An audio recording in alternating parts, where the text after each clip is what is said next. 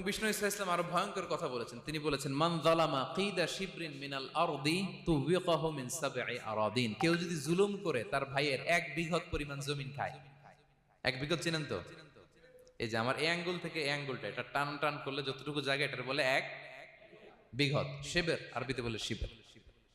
হ্যাঁ, মান যালামা কিদা শিবের, বিষ্ণু বলেন এই 1 শিবের 1 বিঘত জমি যদি কেউ অন্যায় ভাবে জুলুম করে তার ভাইয়ের কাছ থেকে খায়, কিয়ামতের দিন তুবিকা আলাইহি সাবউ আরাদিন, এই 7 জমিনকে আল্লাহ তাআলা তার ঘাড়ে চাপাবে। খা এবার, খা।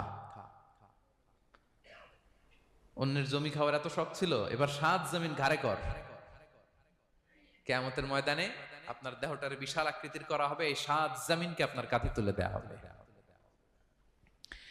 এজন্য আমরা অন্যের রাইটস, অধিকার যেন নষ্ট না করি, কারো উপর যেন জুলুম না করি, কোনোভাবেই না। আমরা নানাভাবে এই জুলুমটা করি।